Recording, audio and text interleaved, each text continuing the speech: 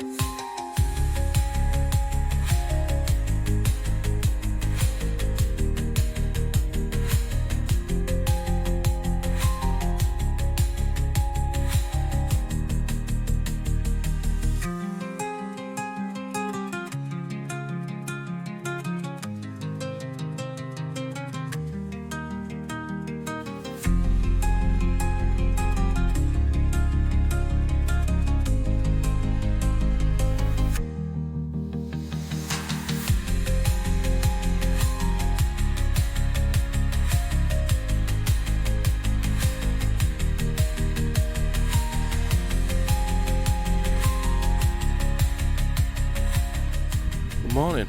So, as you can see, not the sunniest of days, but it's still lovely out.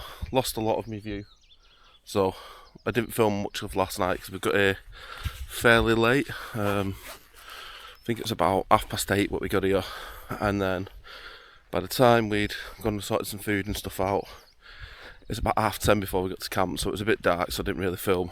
Over the back of me here, stunning views over the top of the hills there, and likewise this side you can just about see the top of the hill, but it was all really open and it was in every direction.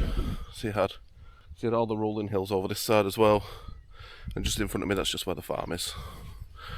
But anybody who's watched me for any time knows that I quite like a bit of fog and a bit of clag.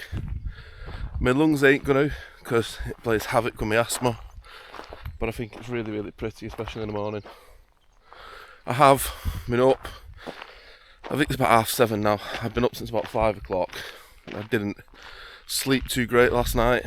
We've got, I've got Steffel with me, and we've got her big 2-person air mat, and I think I put a little bit too much air in it, so my back has been crippling me all night.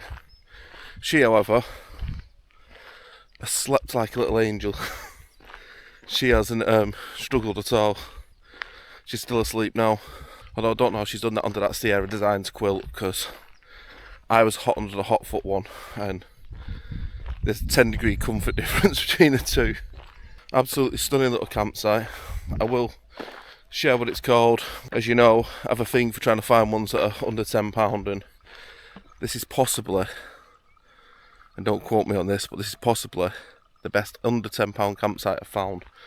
Partially because it's a £5 a night. So far with regards to facilities, there's a few different pitch points. So there's a field just behind me at the top. There is one, you can just about see in the distance where we are. There's another smaller one there. Another smaller one here. And I don't know if you can see just in the distance. A couple of small tents there. So there's another one there. I think, because we was told to go over to this other one where this family is, that this one at the top is for people who are hiking. Because I know that if you do the coast to coast, that this is just off the path from the coast to coast. I think it's about half a mile or something it says on the website that you have to deviate off to come to it.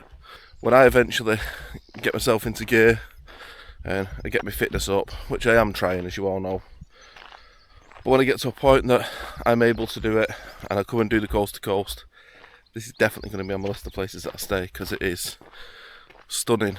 And at £5 a night, I was talking to Steffel yesterday and I was saying that I don't get the price of some campsites. So when I was looking for somewhere to go and wanted somewhere new, some sites are charging like £85 a night. What are you getting for that? You know, this has got everything you want. It's got showers, it's got toilets, it's got an absolutely stunning location in the middle of nowhere. You've got water for washing your pots. You know, get every facility that you want. So what does that extra 80 quid get me? I just don't know.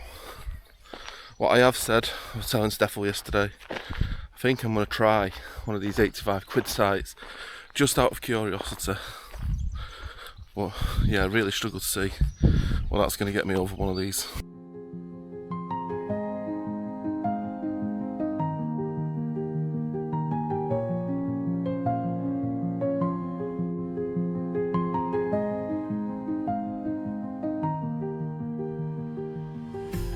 Time for breakfast, so like always, Polaris stove from Fire Maple, still the best stove I've ever used.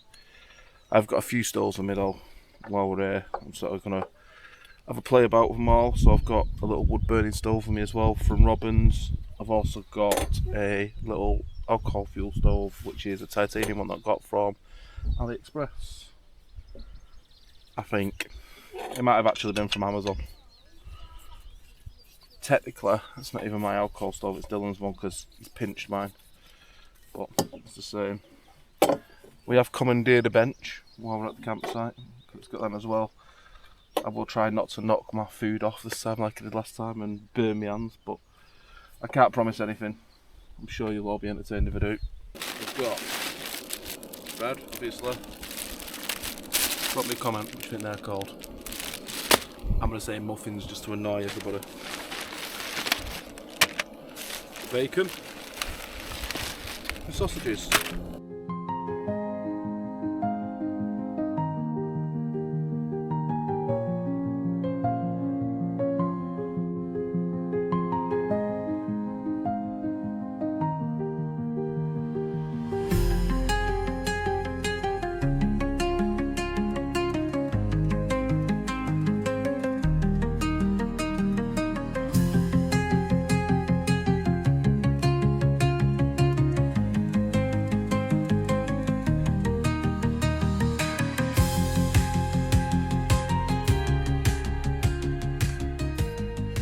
So far so good with the site, seems really really nice. The only real little niggle that I've got for it is the place that we're pitching does have a bit of slope on it, but we've got quite lucky getting here last night, so where we are is relatively flat, but a bit further up it's not a major slope, but it's enough of a slope that you'd notice when you were sleeping.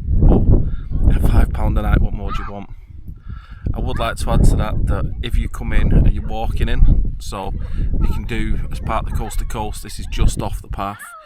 There is another pitch that they have further up which is near the toilets, which is really really flat, and that seems to be for hikers only. I presume that's all to do with noise and stuff, and because they may be up earlier and they don't want kids running around and stuff like that. But yeah, it's a good site, and dare I say it, so far possibly the best value for money site that I've found so far. But this place is £5 a night and the showers are free. And there's 2 of them. So what more could you want? And I'll show you the views in a second because you can actually see them now, unlike this morning. But yeah, they're not on a par with the ones at Garth where you've got the view of the thing, but we're on top of a hill. You know, at Garth, yes, I do have a view over the lake, but here I'm on top of a hill, and it's very much like wild camping, but without wild camping, and it's the same price as Hainsworth Woods. It's crazy to think that it's only £5 a night. And like I said, the facilities are pretty good. I'm currently sat on a bench. They've got fire pits here. We brought our own wood for that. They've not said anything about me pitching tarp up in a tent formation as an extra, so we can sit. We're just allowed to do that. I can even bring the car down if I want. So, because Steph's with us and we're being a bit lazy, my car is literally touching distance that way. If I turn my camera, you can actually see it literally right next to us. And there is other people who've left the cars at the top, but I'm on a campsite, why bother? You know, if I want to be hiking with all my gear, I'm going to go wild, and I'd probably be up on top of that one over there. But yeah, I'm really liking it so far. You know, there's campsites that are considerably more expensive than this that I just don't get what they offer. You know, I've said before, I'm on a mission to try and do as many of these sub £10 campsites as I can, and not taking that to a T. I know there's a couple of campsites that I found when I found this one that are at £10.50 and stuff like that, and I'll try them out. But I just want to highlight that, you know, some people can't get out wild camping for whatever reason, or just don't want to, but they shouldn't have to suffer and not enjoy the same hobby that we do. And I sort of want to highlight the fact that they can go and do it for next to nothing. You know, you don't have to go to these campsites that charge you 20, 30, 40, 50 or £80 a night. You know, you could come somewhere like this at £5 a night and you're going to get the same experience. And I challenge you now, show me a campsite that's any of them other prices, that's going to have views like this, that's going to be in a location like this, because you're not going to find it. And also, you know, if any of you know any campsites, or if you own any campsites that are £10 or less a night, or if you own a campsite that charges more than that and you think you can change my mind, that you can offer me this kind of experience and prove your worth at more than that, please let me know. I'm not asking for any handouts. I will come and happily pay to come and stay, but I will also be brutally honest with my review of it. And you've got a lot to live up to if you're charging them prices. But yeah, if anybody knows it, let me know, drop me a comment. So just about to cook some tea. Like I said before, we're going to have fresh gnocchi. We've got some Dormeal stirring sauce. It's roasted garlic and tomato. I have some Mediterranean style vegetables because they were reduced. And because we didn't want to have to buy any pre-made meatballs or spend a fortune on mince, we bought some big on barbecue burgers, which I'm going to break down now into meatballs. Stephel's actually doing the cooking tonight. She's terrified at stove. Terrified's a bit strong. She's terrified's a bit strong. She'll get there. It's not a bad pan, to be fair. It's one that me and Dylan bought about 18 months ago on the cheap while we were out camping. And it's been on numerous camps with me, including the one that I did with fish over Christmas, where we cooked Christmas dinner on it.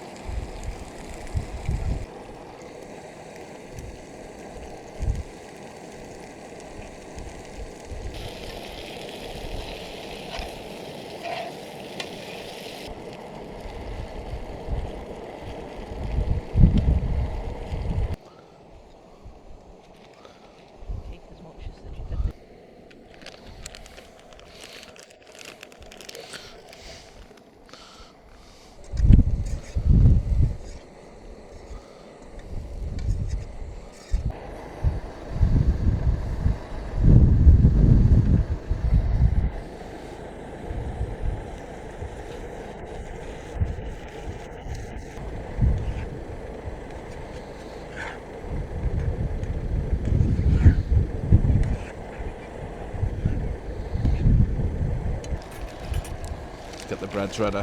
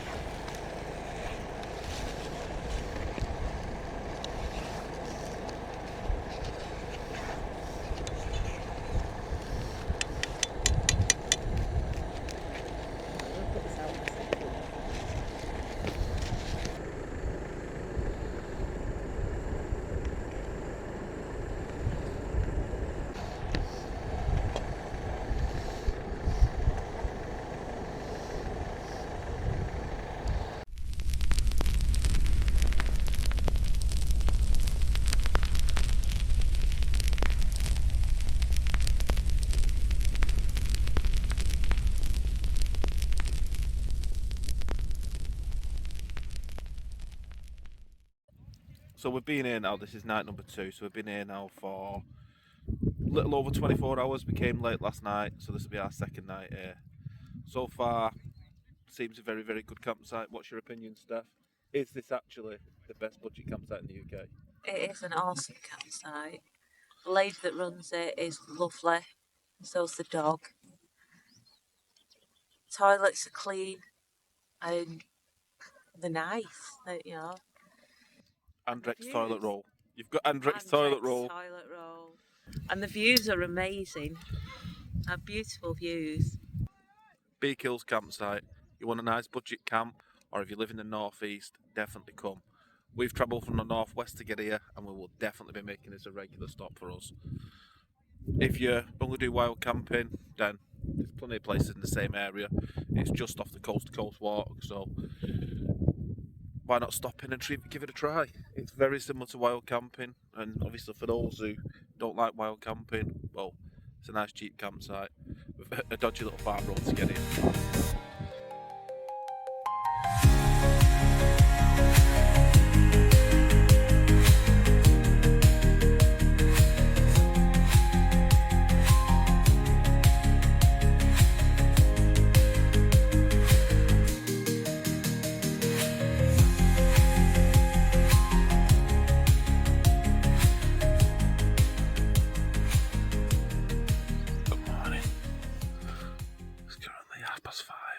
Steph's still asleep.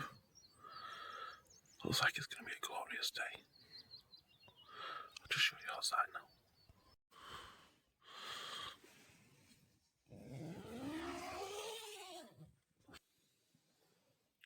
There you go. Nice weather. Lovely blue skies. A little bit of a sunrise. Not been a bad night. Got colder last night, but still I was using a hot foot quilt. I was warm enough.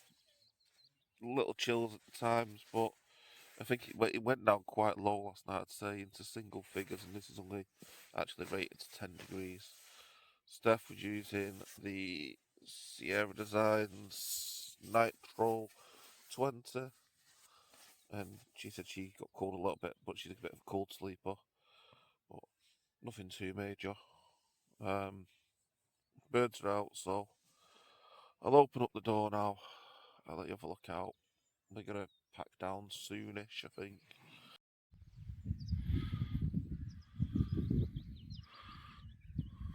So this was Beak Hills Farm. Absolutely fantastic little site. I said at the start, is this the best budget campsite in the UK? And I think value for money wise, probably is.